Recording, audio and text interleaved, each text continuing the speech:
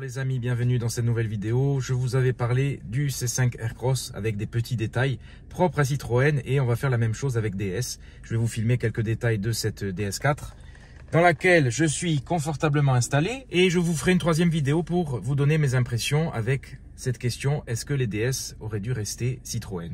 Voilà, donc on se retrouve à bord de la DS4. Alors style totalement différent par rapport à Citroën. Les DS étaient Citroën de 2009 à 2014 et puis ensuite la marque s'est développée à l'international et est devenue une vraie marque à part entière. Vous voyez bien que le style est totalement différent. Je vous ai parlé de tous les modèles de la gamme sur la chaîne. Je remercie le groupe Minicon. Regardez, une belle MX5. Voilà. Là, je suis au milieu de plein de voitures, hein. On est vraiment bien installé. Un confort incroyable, comme à l'habitude, hein, que ce soit chez Citroën et DS. D'ailleurs, je vous donnerai mon avis par rapport au confort. Donc au niveau du style, la DS4 diffère de la DS7. Elle a son style bien à elle et je la trouve sublime. Vraiment, je trouve que c'est travaillé dans le moindre détail. On va regarder les petits détails. Un vrai contraste, un vrai gap entre les modèles des deux marques et je voulais vous le montrer dans les petits détails parce qu'il y a certaines choses qui sont mieux chez Citroën, certaines choses qui sont mieux chez DS et il y a des éléments qui sont similaires. Ce n'est pas parce qu'on prend une DS que on n'a pas des éléments Citroën. Regardez comme tout est réfléchi dans le moindre détail avec le carbone forgé sur le volant. Ça diffère. Ça, c'est quelque chose que vous n'avez pas chez Citroën. Les couleurs de Performance Line, la branche qui se veut sportive, entre guillemets, même si les moteurs ne suivent pas forcément chez Citroën, avec des belles couleurs. Vous avez ce siège qui est remarquable. Le confort est vraiment incroyable. Si vous essayez un C5 Aircross et si vous montez dans une DS, vous allez voir la nuance de confort. C'est un petit peu plus ferme. Le maintien, il y a plus de maintien et il y a un accueil un peu moins moelleux. Donc voilà, il y a une vraie différence et je trouve que Citroën est encore plus confortable que DS, même si on est sur un niveau excellent pour les deux marques. Vous avez cet intérieur en Alcantara avec une forme incurvée. Il y a un vrai travail. C'est moussé partout. C'est très beau, ça présente très bien. Commencer avec les petits détails. Premier détail, la caméra de recul qui est vraiment d'une qualité excellente. Voilà, ça a été mis à jour. Les premiers modèles DS n'avaient pas cette qualité. C'était similaire à celle que je vous ai filmé dans le C5 Aircross avec une qualité médiocre. Là, pour le coup, qualité incroyable. Il y a aussi la caméra à l'avant. Voilà, partout avec le grand angle. Donc c'est vraiment pas mal. Voilà. Caméra arrière et caméra 360. Voilà. Donc vraiment une excellente qualité au niveau des caméras, que ce soit à l'avant, à l'arrière, 360, voilà. Ça, il n'y a rien à dire, ils se foutent pas de nous. C'est même mieux que chez Porsche. Voilà, sur la GT3, vous pouvez aller voir la vidéo de la GT3. Vous payez une option à un prix qui donne la nausée et vous avez une caméra digne du C5 Aircross. Voilà, c'est quand même incroyable. Là, vous avez cette partie qui est vraiment travaillée avec le flux d'air qui sortent en haut et en bas. Voilà, il y a un travail sur l'aérodynamique des flux d'air. C'est de très bonne qualité, ça fait vraiment alu. Avec les boutons, il reste des boutons, donc ça c'est bien. L'écran aussi, l'écran est très bien intégré. Voilà, pourquoi toujours faire des tablettes rajoutées, alors que là, il est grand et il est très bien intégré. Je trouve que c'est 100 fois plus beau qu'une tablette rajoutée. Mais bon, on y reviendra peut-être. Alors le petit diamant, hein, le losange hein, est repris partout. Voilà, ici. Vous l'avez ici, vous l'avez, il suffit de chercher, hein, c'est un peu comme où est Charlie. Vous avez ce travail de la forme ici, regardez, on le voit un peu ici, le losange. Il est absolument partout. Vous avez ces aérateurs avec une forme bien particulière qui est intégrée dans la portière. Et quand vous ouvrez la portière, vous voyez l'aération. Regardez les petits picots qui sont repris sur ce bouton. Sur le volant, vous avez ce rétroviseur qui est très fin. Le losange, quand je vous dis qu'il est partout, il est absolument partout. Ouvrant panoramique. Très grand, très bien. Pour allumer la lumière, vous passez la main comme ça et vous éteignez. Voilà, ça fonctionne à peu près bien. Un autre détail, la sono Focal Electra, voilà, que vous n'avez pas chez Citroën. Le son est excellent et puis vous avez cette forme atypique. Focal, une marque française, donc ça c'est bien. DS a fait un vrai travail sur le français. Alors là, vous n'avez pas la montre BRM. Dans le DS7, vous avez la montre BRM qui tourne. Voilà. Autre petit détail. Marque française également. Donc ça, c'est très bien. Le losange également ici. Au niveau central, sur Citroën, vous n'aviez pas la possibilité de fermer l'espace de rangement. Ici, vous avez un panneau en Alcantara pour ranger, pour cacher des choses. C'est bien aligné, voilà, notez l'assemblage également. Voilà, chez Citroën, c'est la même clé, il y a juste le logo qui change, une très belle clé, mais voilà, petit élément qui ne diffère pas, donc qualité similaire sur ce point-là, mais en tout cas, c'est pas mal. Vous avez ce pad, alors que vous n'avez pas sur la DS7, ce pad sur la DS4, qui vous permet, si vous restez appuyé, là ça veut pas, qui vous permet, si vous restez appuyé, d'accéder à des raccourcis. Voilà, c'est bien aussi pour taper les lettres quand vous cherchez dans le GPS ou quoi. Donc ça c'est pas mal. Ça remplace partiellement la molette. C'est pas aussi bien qu'une molette, mais ça fait son effet. Regardez le losange, il est partout. Hein. Vous pouvez vous reposer votre main dessus. Ça c'est bien pensé aussi. Voilà. Le petit levier, qui est le même hein, chez Citroën. Par contre, vous avez une lumière à l'intérieur et c'est beaucoup plus travaillé.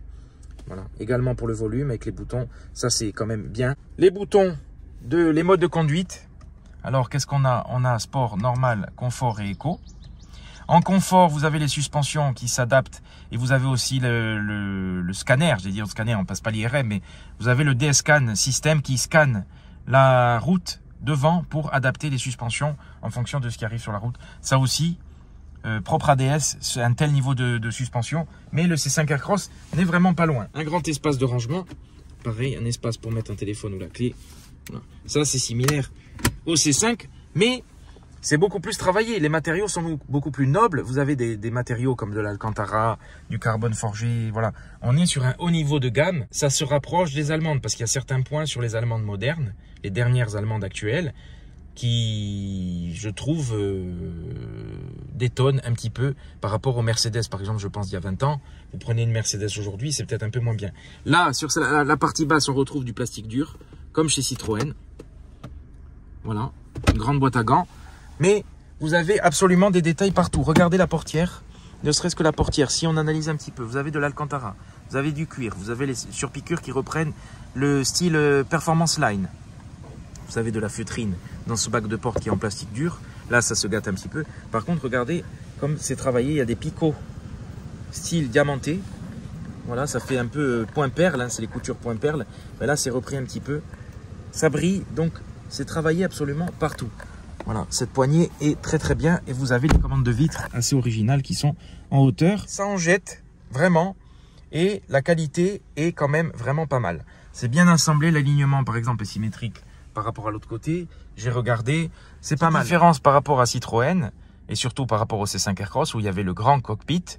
Vous avez un tout petit compteur qui est repris sur la C4 par exemple, mais vous avez un bel écran à côté. Ce petit écran, vous pouvez le personnaliser. Il y a pas mal de modes de personnalisation. Il faudra aller dans les réglages et à l'arrêt. Vous ne pouvez pas le faire en roulant pour tout paramétrer. Mais vous avez le contour à gauche, la jauge à essence à droite, le kilométrage. Au milieu, vous pouvez mettre la carte, le compteur de vitesse en haut. C'est très lisible, c'est vraiment pas mal. C'est petit, c'est minimaliste, ça se veut essentiel. La mise au point se fait très mal. Et vous avez de toute façon l'affichage tête haute, ça fait un peu doublon.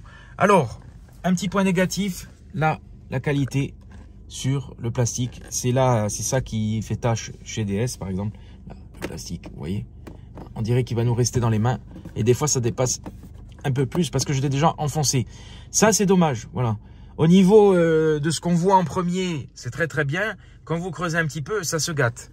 Par rapport à Citroën, il y a certains points, c'est pas forcément mieux, notamment celui-là. Donc le plastique, comme je vous dis, si vous tirez, si vous passez long que vous tirez, ça va sortir un petit peu. Ça, c'est pas très bien. Sur la partie basse, ça se gâte un petit peu. Par contre, ce qui est bien sur ce modèle, c'est que l'Alcantara descend quand même assez bas, mais ça frottera avec la veste. Voilà, il faudra faire attention de ne pas abîmer les choses. Alors, on retrouve des palettes au volant, comme sur le C5. Par contre, elles font un petit peu plus qualité. Elles sont en noir laqué. Donc ça, c'est bien. Il n'y a pas le commodo de régulateur de vitesse qui est là depuis 100 ans sur cette voiture. Donc voilà, tout se fera par le volant et ça c'est pas mal. D'ailleurs très beau volant et regardez la forme, hein. Toujours le losange qui revient. Il y a un vrai thème dans cette voiture avec là aussi, hein, regardez. Voilà. On peut en trouver partout, hein. C'est un peu un jeu, il faut en trouver partout. Désolé, il y a un peu de vent. Au niveau du style extérieur, ça n'a rien à voir. Là, vous voyez, je suis bien entouré. Je suis au milieu de Citroën, au milieu de plein de DS. Donc, au niveau du style extérieur, il y a énormément de choses à dire. Je vous ai déjà détaillé cette voiture, mais je vais vous montrer quelques petits détails. Regardez Cette moustache incroyable, très agressive. Le travail dans les feux, ça n'a rien à voir avec Citroën et c'est dingue à quel point les ingénieurs ont travaillé, ont créé quelque chose. Ils ont vraiment créé quelque chose, un style très agressif. Ce serait une Allemande, franchement, je pense qu'elle ferait un vrai carton. Vous avez, alors c'est pas le sabre guilloché comme sur la DS9, mais vous avez cette barre centrale avec le logo stylé Performance Line. C'est très très beau, ça aussi je trouve ça très très beau. Le losange, il est partout dans la calandre. Le logo DS qui est énorme. Et voilà, le travail dans les feux. Alors sur le DS7, il y a les feux qui tournent. Vous avez une lame à l'avant, c'est très taillé à la serpe, c'est très agressif et ça diffère des rondeurs de Citroën. La vidéo en détail de cette voiture est disponible sur la chaîne. Le losange, des demi-losanges, on en retrouve partout. Le logo DS au centre, le cabochon qui peut se changer. Le rétroviseur est fuselé. En fait, c'est plein de petites choses qui font un tout et ce tout est magnifique. Regardez le style, la forme, rien que la couleur de la voiture. Regardez les phares. Un petit détail, c'est le travail sur les phares. Pareil sur les autres DS de la marque. C'est sublime. C'est très agressif. Et la nuit, ça fait vraiment un effet, une signature lumineuse unique. Rien à voir avec Citroën, c'est sublime. Alors la vitre est un peu sale, mais c'est pas grave. Regardez, le losange, il se prolonge jusque dans la vitre arrière. Voilà, un petit détail et c'est magnifique. Ça vient terminer un petit peu la voiture. Le logo DS, c'est pareil. Hein, on retrouve cette forme. Alors, au niveau du coffre, ils ont caché la poignée. Coffre électrique, bien évidemment. Le coffre est correct. La vidéo en détail de cette voiture est disponible sur la chaîne. N'hésitez pas à aller la voir. Là aussi, c'est travaillé. C'est un détail, mais le losange, on le voit partout. Je vois des losanges absolument partout. Pour fermer le coffre, le bouton. Vous avez les poignées affleurantes. Voilà. Alors, ça fait du bruit quand ça sort et quand ça rentre. C'est motorisé, mais ça rajoute vraiment quelque chose au style. Voilà ce que ça donne, ouvert ou fermé. Poignée affleurante, ça se fait de plus en plus, mais c'est très très beau. Alors à l'arrière, c'est le même traitement. Regardez le bouton de vitre, l'Alcantara, le cuir, les surpiqûres Performance Line, les petits picots.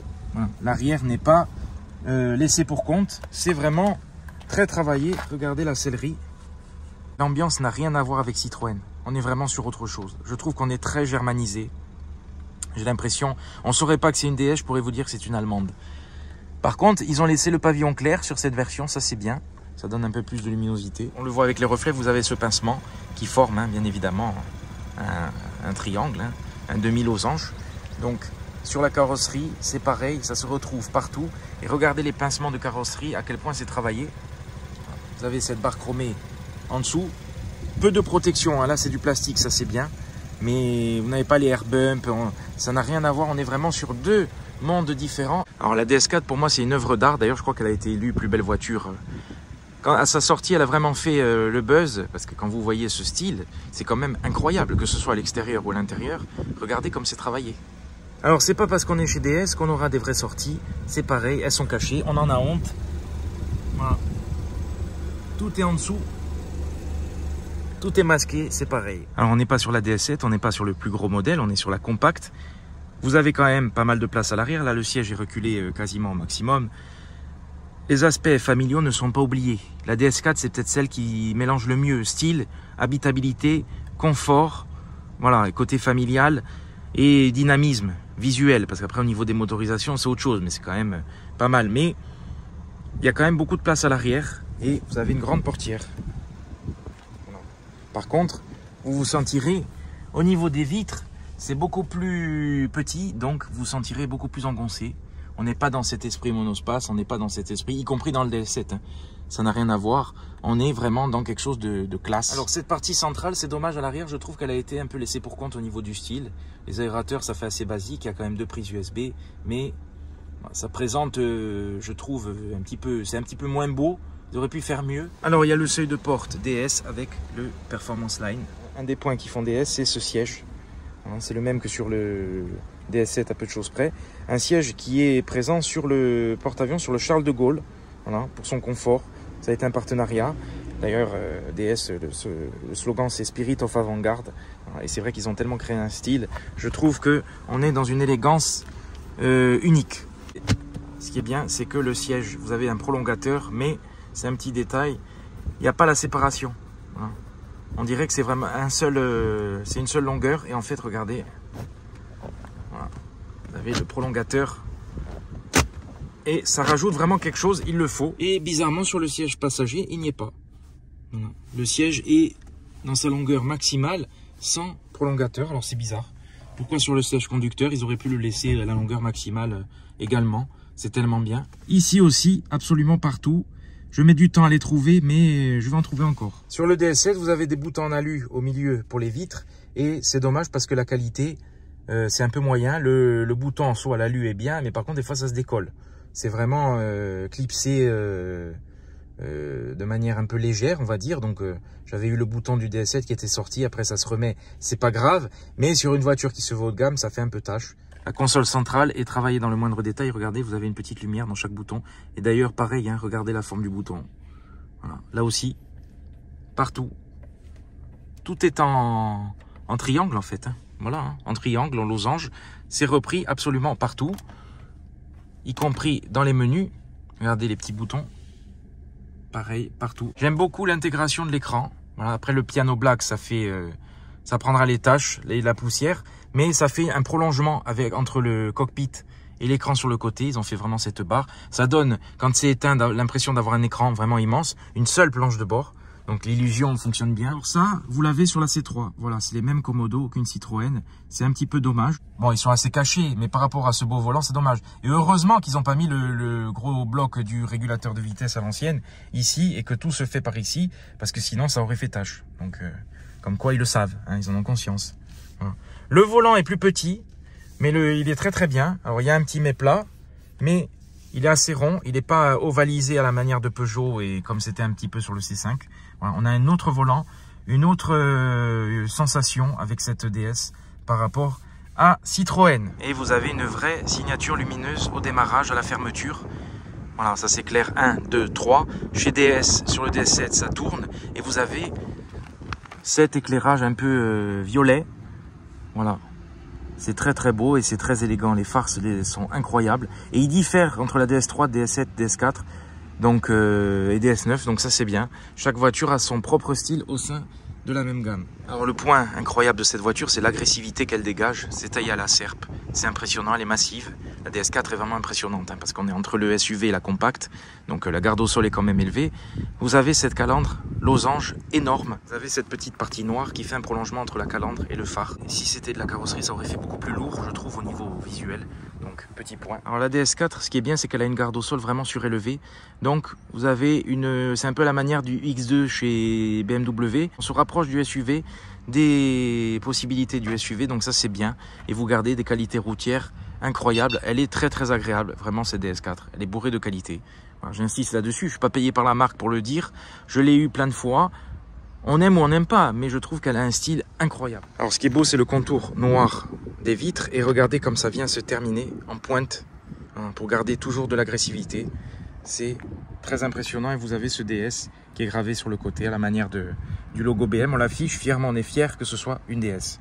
Regardez comme l'arrière est plongeant, vous avez un béquet qui est énorme. C'est vraiment énorme, les charnières sont cachées là-dedans et vous avez une toute petite vitre à l'arrière. Alors pour la rétrovision, ce sera pas top. Heureusement, la qualité des caméras joue le jeu, donc c'est pas grave, on se fiera aux caméras, mais vous avez une toute petite vitre à l'arrière avec un béquet vraiment énorme. Regardez la forme à l'avant, l'avant est quand même plongeant et regardez comme ça dépasse. Alors ça, faudra faire gaffe quand vous manœuvrez parce que c'est peu protégé. Hein, c'est un point de cette voiture, c'est peu protégé, on est vraiment sur le style, mais c'est agressif, hein, elle est pointue cette voiture. Hein. Alors c'est beau d'avoir les aérateurs dans la portière, par contre quand vous ouvrez, je trouve que ça fait vraiment pas beau d'avoir ça. On dirait un aspirateur, on dirait une VMC. Donc c'est un peu dommage. Voilà, ça. Alors c'est dommage parce que ces deux boutons, même s'ils sont bien pratiques, ils ont un design qui fait tâche. D'ailleurs ils sont mal alignés on dirait. Donc voilà, ça fait un peu tâche sur cette belle planche de bord. C'est bizarre, ils auraient pu les faire en forme de losange, comme sur le DS3 où vous avez que des losanges. Donc ça diffère vraiment selon les modèles. Au niveau de l'interface, c'est pas toujours très clair et souvent il y a des menus doublons. Voilà, ça c'est comme chez Citroën, c'est un peu pareil. C'est un petit peu plus stylisé hein, que chez Citroën. C'est plus beau, tout est plus élégant et on est vraiment dans un autre monde. Ça n'a rien à voir. Vous le voyez par vous-même, hein, j'ai pas besoin de détailler. Il y a une vraie ambiance lumineuse la nuit. Voilà, avec une lumière qui se prolonge un petit peu partout.